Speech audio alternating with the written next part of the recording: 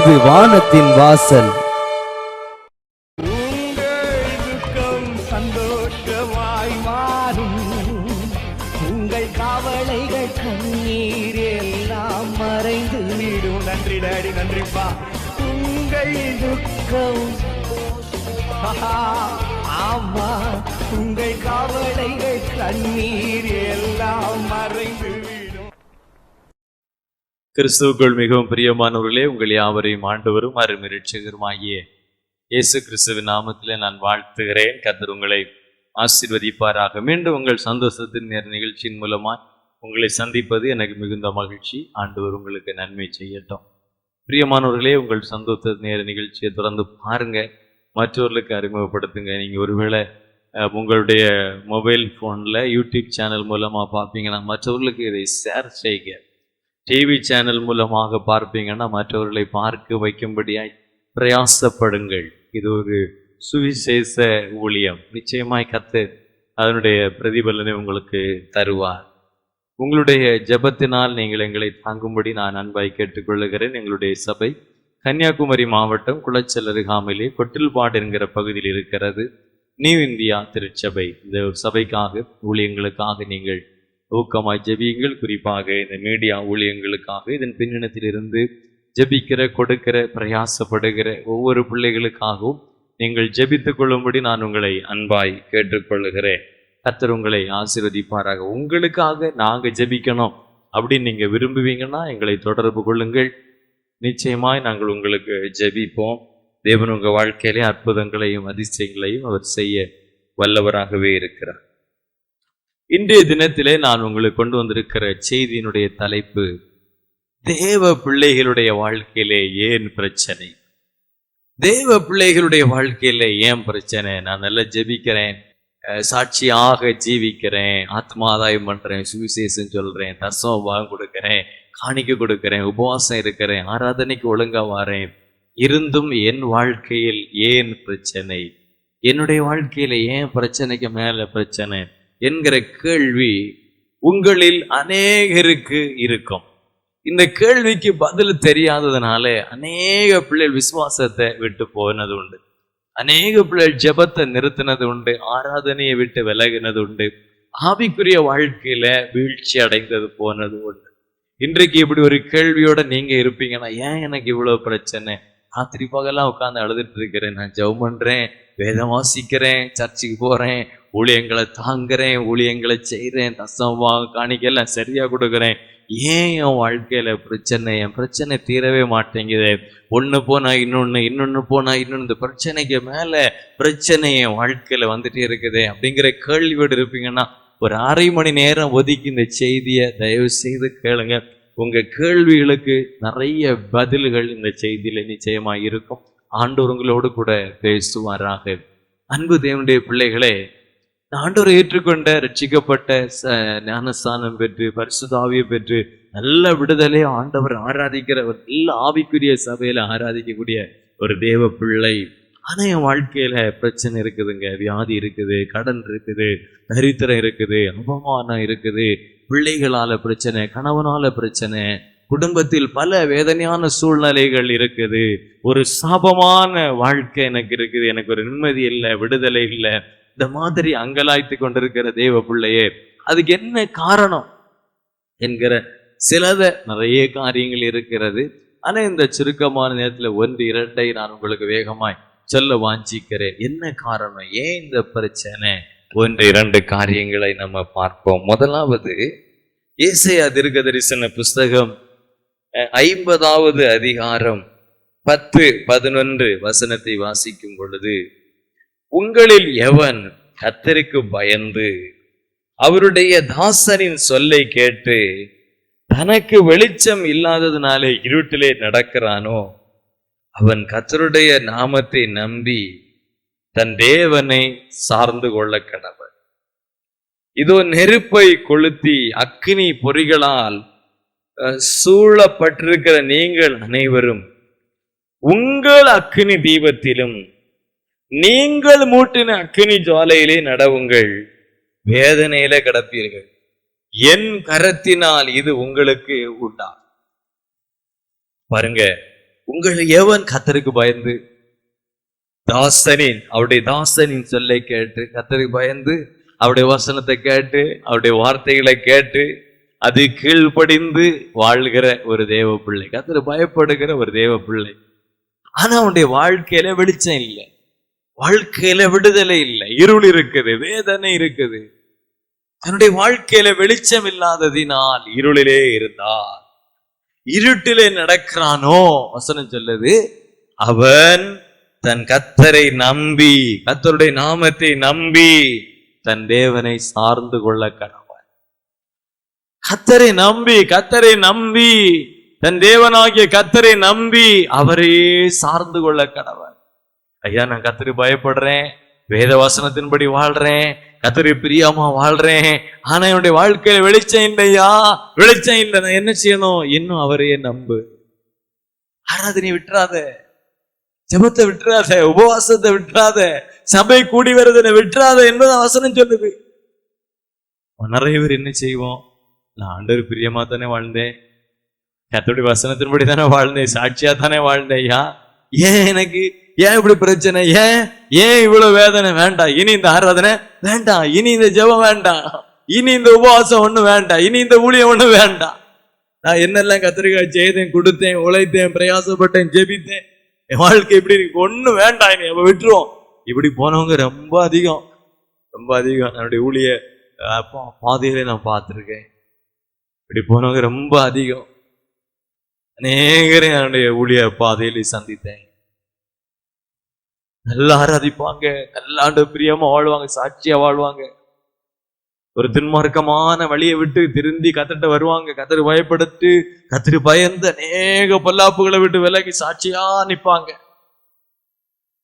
ஆனா வாழ்க்கையில அவங்க எதிர்பார்த்தது போல நன்மை இருக்காது, எதிர்பார்த்தது போல விடுதலை இருக்காது.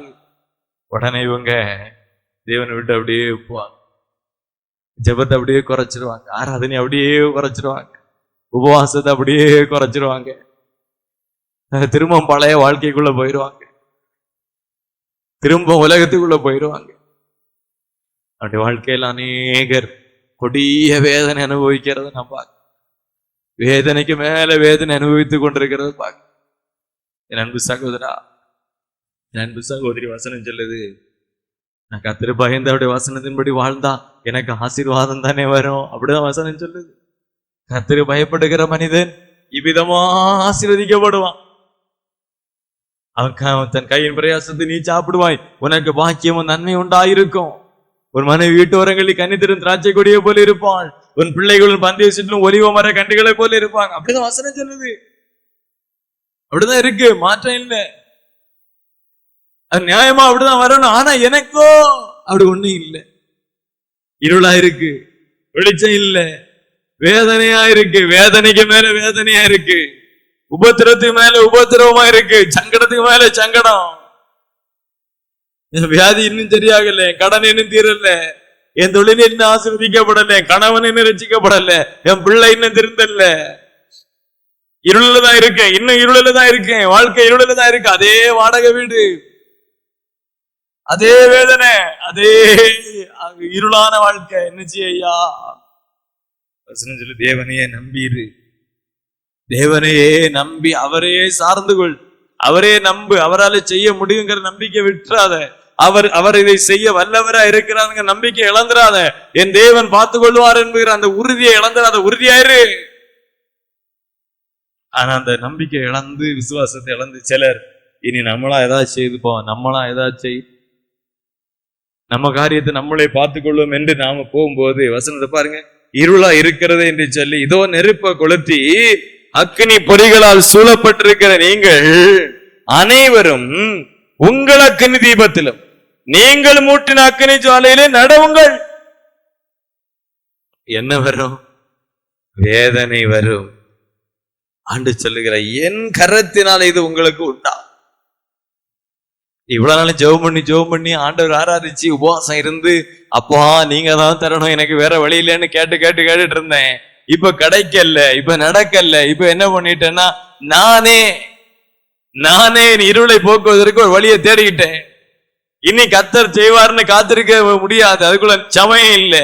இனி அப்படி நம்பிட்டு இருக்க முடியாது. நான் ஏதாவது ஒண்ணு செய்து பார்ப்பேன்னு சொல்லி தனக்காக ஏதோ ஒரு காரியத்தை செய்துட்டான்னா, தான் சுயமாய் ஒரு நெருப்பை கொளுத்தி தான் சுயமாய் ஒரு அக்கினி ஜுவாலையை உருவாக்கி கொள்வான் என்றால் வேதனை சொல்லுது அவன் வாழ்க்கையில வேதனை ஆரம்பிச்சுட்டு அர்த்தம். வேதனை ஆரம்பிச்சுட்டு அர்த்தம். சில வியாதி சுகமாக கத்தரே நம்பி காத்திருப்பாங்க, எல்லாம் ஜெபிப்பான், ஆராதிப்பான், கத்துட்டு வருவாங்க, ஆண்டவர் சுகம் தருவார் நம்பி வந்திருப்பாங்க. ஜெபி நல்ல ஆண்டு பயந்து வசனத்தின்படியா வாழ நல்ல ஆண்டு பிரியமா இருப்பாங்க. சில குறிப்பிட்ட காலம் ஆகும், ஒண்ணும் நடக்க இல்லை. இப்ப இவங்க வேற வழியில, இப்ப நம்ம கத்தரை நம்பிட்டு இருந்து புரோஜனம் இல்லை, வேற வழியை பார்ப்போம்னு சொல்லி ஒரு ஆஸ்பத்திரி டாக்டர் எங்கேயா போ ஆபரேஷனை பண்ணுவாங்க. வேத வசனம் சொல்லுது வேதனை வரும், கத்தர் வேதனை உண்டாக்குவார். வேதனைக்கு மேல வேதனை, வேதனையில கிடப்பாங்க. அதனாலதான் தேவ பிள்ளைகளுடைய வாழ்க்கையில பிரச்சனை. நம்ம உலக மனுஷன மாதிரி இல்ல, நம்ம உலக மனிதனுக்கு நமக்கு சம்பந்தம் இல்லை. நம்முடைய ஜீவிதம் உலக மனிதனுடைய ஒத்தது அல்ல. நாம் உலகத்தான் அல்ல, நாம் ஆவிக்குரியவர்கள், நாம் தேவனுடையவர்கள், நாம் தேவனுடைய பிள்ளை, தேவனுடைய புத்திரர், அவருடைய சொந்த ஜனம், அவருடைய ராஜரிக ஆச்சரிய கூட்டம். நமக்கு அவங்களுக்கு வித்தியாசம் உண்டு. அவங்கள மாதிரி நமக்கு நடக்காது. நமக்கு நடக்கிற மாதிரி எவனுக்கு நடக்காது, எவனுக்கு நடக்காது. நமக்கு அவங்களுக்கு வித்தியாசம் உண்டு. நம்ம அவங்களுக்கு நடக்கிற மாதிரி, அவங்க இந்த ஆஸ்பத்திரிக்கு போனாங்க, அவங்க இந்த ஆபரேஷனை பண்ணினாங்க, அவங்களுக்கு சரியாயிட்டு நானும் போறேன் அப்படின்னு அதே ஆஸ்பத்திரி, அதே டாக்டர், அதே ஆபரேஷன் நமக்கு சரியாகாது. ஏன்னா நம்மை சரியாக்குவதற்கு, நம்மை சுகப்படுத்துவதற்கு ஒருவர் இருக்கிறார். அவர் நம்முடைய பரம வைத்தியர், ரண வைத்தியர். அவர் தான் ஆண்டவராகிய இயேசு கிறிஸ்து. அவர் நமக்கு அற்புதம் செய்ய காத்துட்டு இருக்கார். நம்ம உலக மனுஷன் அவன் போற வழியில போக கூடாது. ஒருவேளை அவனுக்கு அது சக்சஸா இருக்கு, அவனுக்கு அது நன்மையை கொடுத்தது, ஆனா உங்களுக்கு அது கொடுக்காது. அந்த வழியில் உங்களுக்கு விடுதலை இருக்காதுங்க. வசனம் சொல்லுது, நீ கர்த்தரை நம்பி கர்த்தரை சார்ந்திருக்க வேண்டியவன், நீ தேவ சமூகத்துல காத்திருக்க வேண்டியவன், நீ கர்த்தரையே சார்ந்திருக்க அழைக்கப்பட்டவன், நீ கர்த்தரையே நம்பி சாகும் வரைக்கும் அவருடைய பாதத்துல இருக்கபடி தெரிந்து கொள்ளப்பட்ட சந்ததி.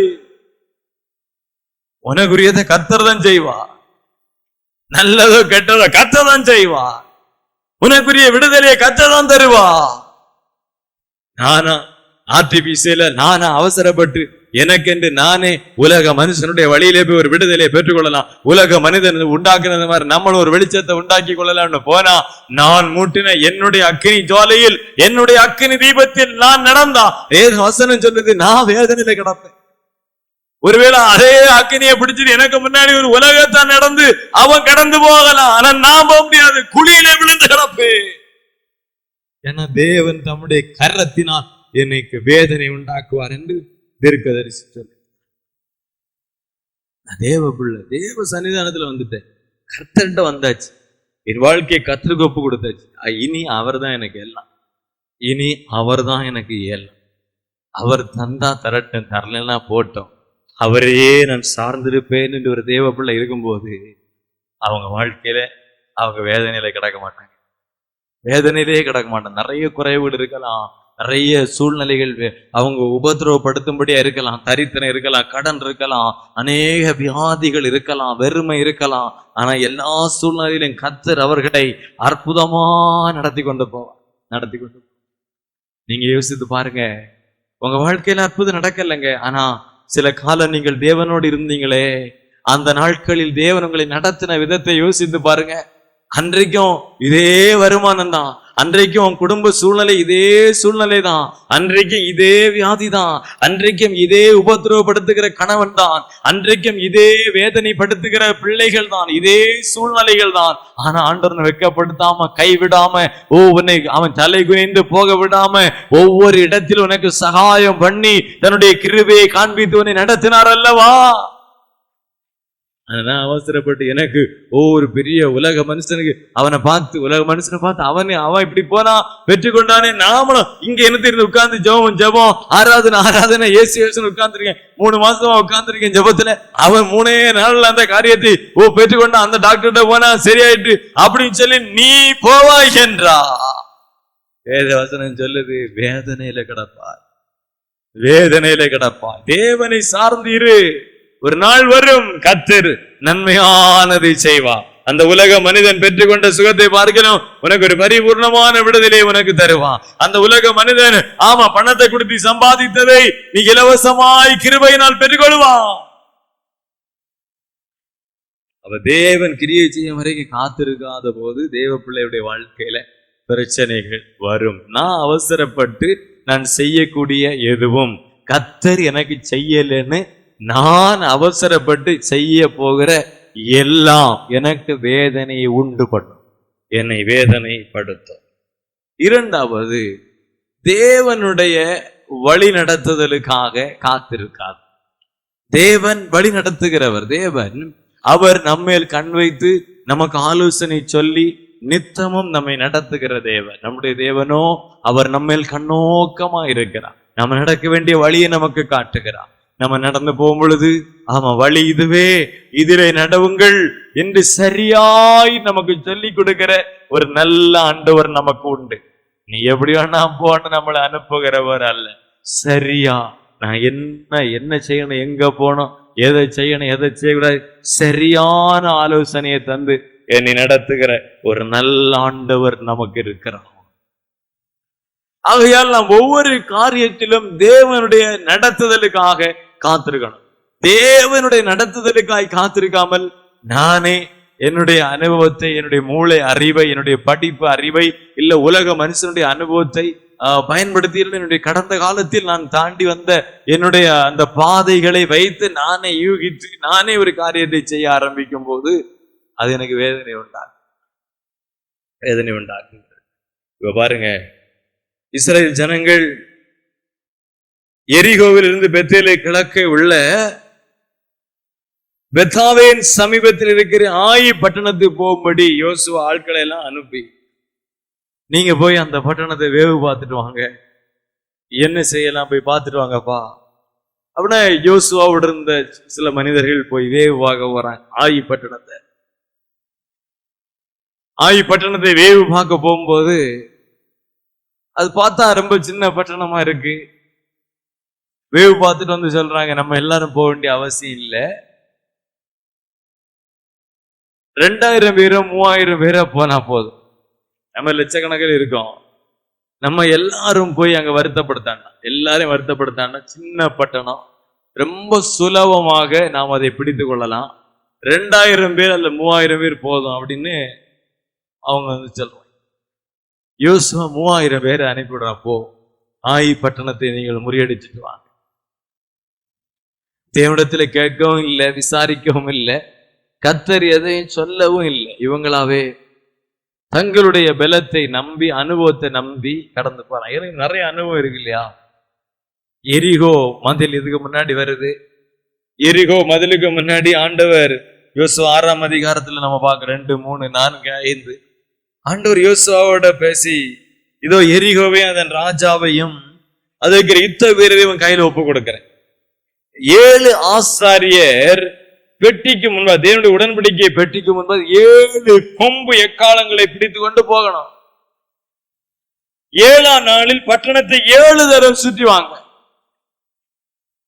ஆசாரியர் எக்காலங்களை ஊத வேண்டும். அவள் இந்த கொம்புகளில் நெடும் தனி இடும் பொழுது நீங்கள் எக்கால சத்தத்தை கேட்கும் போது ஜனங்கள் எல்லாரும் மகா ஆரவாரத்தோடு ஆர்ப்பரிக்க கடவர்கள். அப்பொழுது பட்டணத்தின் அலங்கம் இடிந்து விழும். ஆண்டவர் ஒரு ஆலோசனையை கொடுக்கிற வழி நடத்துவார். 7 ஆசாரியர்கள் உடன்படிக்கையை பெட்டியை சுமந்து கொண்டு 7 கொம்பு எக்காலங்களை பிடித்து கொண்டு போனோம்.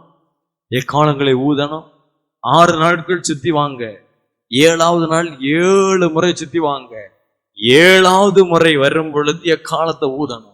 எக்காலம் ஊதும் பொழுது 7ஆவது நாள் நீங்க ஆர்ப்பரிக்கணும். அப்பொழுது மதில் இடியும் அப்படின்னு ஒரு வழி நடத்துதல், ஒரு வழி நடத்துதல் ஆண்டு கொடுக்கிறார். இவங்க போய் எரிகோவை அப்படியே இடித்து சுதந்திரிக்கிறாங்க. இப்ப யோர்தான் வருது. கர்த்தர் பிரவாகித்து வருகிற யோர்தான் மேலிருந்து கீழே அதிவேகமாய் மகா பிரவாகித்து வருது. சும்மா தாண்டி நீந்தி கடந்து போக முடியாது. வேற எதையும் வைத்து இங்கிருந்து அங்க தாண்டி போக முடியாது. மேலிருந்து வருது, அருவி போல வந்து பாயுது, கிராஸ் பண்ண முடியாது. இப்ப என்ன செய்து நீங்க கலங்கிட்டு இருக்கும்போது கர்த்தர் தெளிவா சொல்லுகிறா, கர்த்தர் யோசுவாவை நோக்கி நான் மோசையோடு இருந்தது போல உன் கூட இருக்கிறேன், உன்னோடு நான் இருக்கிறேன் என்பதை இஸ்ரவேலர் எல்லாம் அறியும்படி இன்று அவங்க கண்களுக்கு முன்பதாக உன்னை மேன்மைப்படுத்துவேன். உடன்படிக்கை பெட்டி சுமக்கிற ஆசாரியரை பார்த்து, நீங்கள் யோர்தான் தண்ணீர் ஓரத்தில் சேரும் பொழுது யோர்தானை நெல்லுங்கள் என்று கட்டளையிடுவாயாக ஆண்டு சொல்லிக் கொடுக்க. உடன்படிக்கை பெட்டியை சுமந்து கொண்டு போகிற ஆசாரியர்கள் வரணும். அவங்க யோர்தான், கர்த்தர் எதுவும் சொல்லல 2000 பேர் அனுப்பு அல்லது 3000 பேர் அனுப்பு, வேவு வாக்கு ஆட்கள் அனுப்பு, சொல்லவே இல்லை. யோசுவா சில அனுபவங்களை பெற்றுக்கொண்டதுனால கர்த்தர் அவனை நடத்தி வந்த போது சில அனுபவங்கள் உண்டாகுது. ஆவிக்குரிய வாழ்க்கையில நல்ல ஒரு ஆவிக்குரிய சபையில ஆராதிக்கிற, நல்ல உபதேசம் பண்ணுகிற சபையில, நல்ல ஊழியம் செய்யற சபையில ஆராதிக்கிற தேவ பிள்ளைகளுக்கு சில அனுபவங்கள் வரும், ஆவிக்குரிய அனுபவங்கள் கிடைக்கும். அதை வைத்து சுயமா நாமளே காரியத்தை செய்தரலான்னு சில நினைப்பாங்க. அந்த நினைப்பு தான் அவங்க வாழ்க்கையில மிகப்பெரிய வேதனைக்குள்ள கொண்டு போய் நிறுத்திடும். சில அனுபவம் வந்துட்டு, ஊழியத்துல சில அனுபவம் வந்துட்டு, இப்ப நல்ல பாட்டு பாட வருது, நல்ல பிரசங்கம் பண்ண வருது, நல்ல ஜெபம் பண்ண வருது, சில அனுபவம் வந்துட்டு இப்ப நாம தனியா போய் ஊழியத்தை ஆரம்பிச்சிடும். போய் அகப்பட்டவங்க ஏறாராம், சிக்கி கொண்டவங்க ஏறாராம். ஆரோனை போல அழைக்கப்பட்டால் ஒளிய ஒருவன் இந்த கணவன் ஊழியத்தை செய்ய முடியும், நிக்க முடியாது. அழைப்பு, அந்த அழைக்கப்பட்டவனோடு தேவன் வருகிறான். எப்படி ஒரு மனுஷனால இந்த ஊழியத்தை செய்ய முடியுது, இந்த ஊழியத்துல நிலை நிற்க முடியுதுன்னா கர்த்தர் அந்த மனுஷனோட இருக்கிறான். எந்த ஊழியமா இருந்தாலும் கர்த்தர் ஒரு மனிதனோட இல்லைன்னா அந்த ஊழியத்தை செய்ய முடியாது. 5 விதமான ஊழியம் இருக்கு. அப்போஸ்தல ஊழியம், சபை மேய்ப்பன் ஊழியம், தீர்க்கதரிசி ஊழியம், சுவிசேஷ ஊழியம், போதகர் ஊழியம். இந்த 5 விதமான ஊழியம். இந்த 5 விதமான ஊழியத்தில் அழைக்கப்பட்டவர்களோடு தேவன் இருக்கிறார். தேவன் யாரு அழைக்கிறாரோ அவங்களோட தேவன் இருக்கிறார்.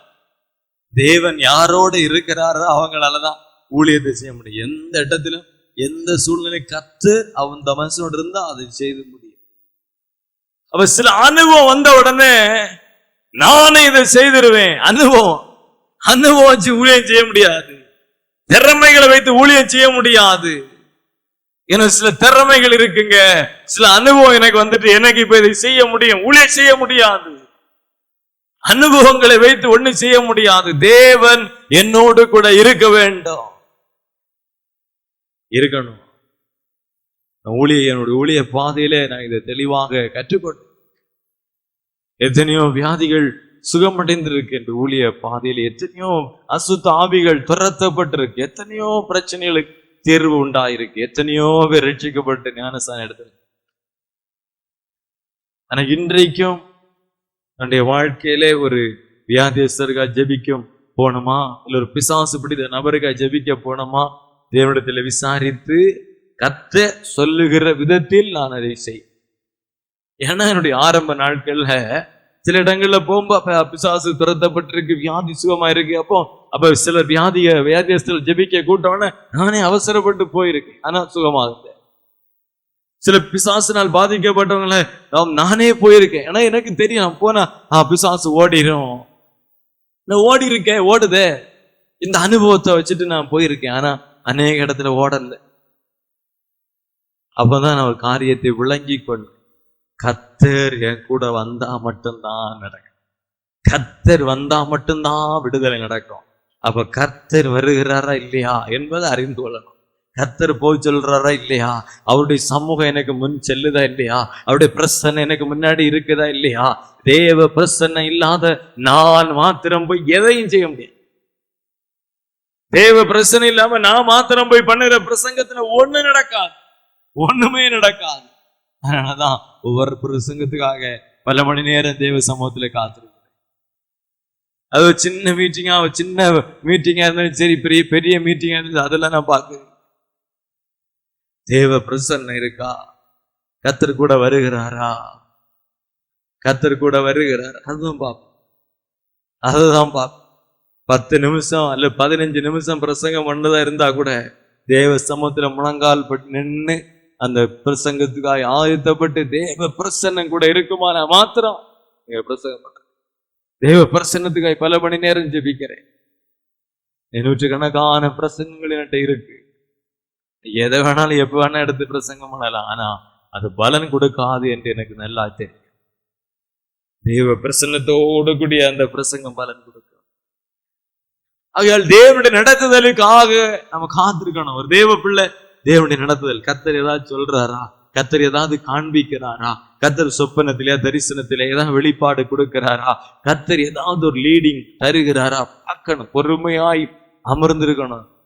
சில அனுபவங்களை வைத்து அவசரப்பட்டு சில காரியங்களை செய்ய போகும் பொழுது வேதனை உண்டாகும்.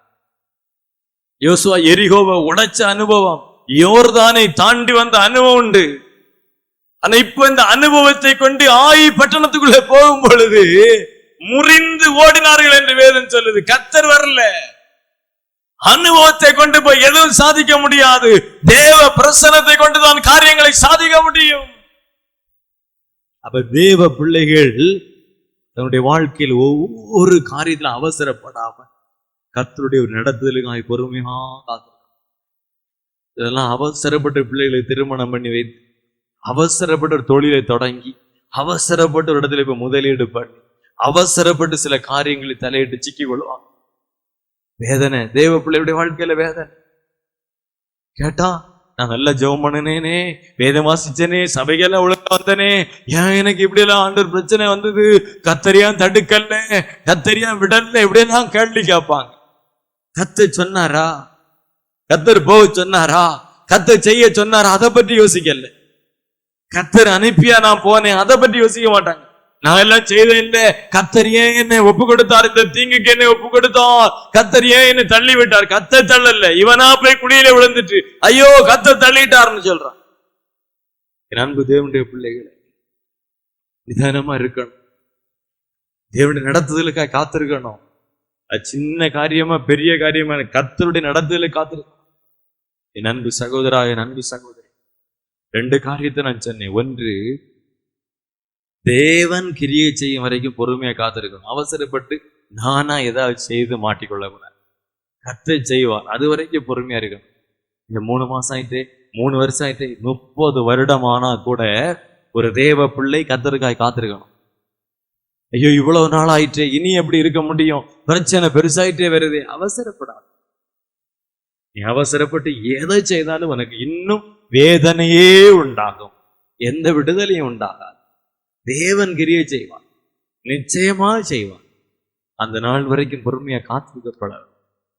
இரண்டாவது, தேவனுடைய நடத்துதல் இல்லாம எதையுமே செய்யாது. தேவனுடைய ஒரு வழி நடத்துதல் இல்லாம செய்ய போவாரு. இது ஒரு சின்ன விஷயம், என்னாலே முடியும், இது ஒரு சாதாரண விஷயம், நான் செய்ய மாட்டேனா, என்னாலே முடியும், இதுக்கு எதுக்கு உபவாசம், இதுக்கு எதுக்கு ஜெபம், இதுக்கு எதுக்கு தேவ ஆலோசனை, இதுக்கு எதுக்கு வாக்கு தத்துவம், இதுக்கு எதுக்கு வழி நடத்துதல், இப்படி எல்லாம் நினைக்காதீங்க. அந்த சின்ன விஷயம் உங்களை பெரிய பிரச்சனையில கொண்டு போய் நிறுத்திடும். நீங்களா சுயமாய் போய் செய்கிற அந்த சின்ன காரியம் உங்களை ரொம்ப வேதனையான சூழ்நிலை கொண்டு போய் விட்டுரும். கவனமா இருக்கு. இப்படிதான் சில காரியங்கள் தேவ பிள்ளைகளுடைய வாழ்க்கையில் பிரச்சனைகளுக்கு காரணமா இருக்கிறது. ஆகையால் நாம் ரொம்ப கவனமா இருக்கோம். ஜெபிப்போமா. நன்றி ஆண்டவரே, இந்த மகிமையான வேளைக்காக நாங்களுமே ஸ்தோத்திரம். அப்பா, தேவ பிள்ளைகளுடைய வாழ்க்கையில ஏன் பிரச்சனை என்பதை தியானித்து கொண்டிருந்தோம். 2 காரியத்தை தியானித்திருக்கிறோம். அநேக காரியங்கள் உண்டு, நேரம் இல்லை, எல்லாவற்றையும் சொல்ல முடியும். இந்த வார்த்தைகளை கேட்ட பிள்ளைகள் இந்த காரியங்களில் கவனமாயிருந்து ஆண்டவரை தேவன் நடத்துதலுக்காய் காத்திருக்கவும், தேவனுடைய கிரியைகளுக்காய் தேவன் கிரியை செய்யும் வரைக்கும் பொறுமையாய் காத்திருக்கவும் தேவன் கிருபை தந்து எந்த ஆபத்திலும் தீமையில் அகப்படாதது இந்த பிள்ளைகளை காத்துக்கொள்ளும். இப்பொழுது இவர்கள் அகப்பட்டிருக்கிற எல்லா பிரச்சனைகளிலிருந்து இவர்களை விடுதலை ஆயிடுச்சு. சாட்சியாய் கொண்டு வந்து உடைய கரத்தில் ஒப்பு கொடுக்க. இன்றைக்கும் இப்பொழுது ஜெபித்துக் கொண்டிருக்கிற ஒவ்வொரு சகோதரன், ஒவ்வொரு சகோதரனுடைய வாழ்க்கை தேவனுடைய மகத்தான கரம் வெளிப்படுவதா இயேசுவின் நாமத்தில் ஜெபிக்கிற நல்ல பிதா, ஆமென். பிரியமானவர்களே, நான் ஜெபிக்கிறேன், வேதம் வாசிக்கிறேன், அழைத்து போறேன், ஆண்டவர் பிரியமா வாழ்றேன், ஆனாலும் எனக்கு ஏன் பிரச்சனை என்று கலங்கி வைக்கலாம். இதுதான் காரணம். தேவனுக்காய் காத்திருக்கப்படாங்க. நிச்சயமா உங்க பிரச்சனைகளுக்கு எல்லாம் முடிவு உண்டாகும். உங்கள் துக்கம் சந்தோஷமாய் சந்தோஷமாய் மாறும். உங்கள் கவலைகள் கண்ணீர் எல்லாம் மறைந்து விடும். நன்றி டாடி, நன்றிப்பா. உங்கள் துக்கம் ஆமா, உங்கள் கவலைகள் கண்ணீர் எல்லாம்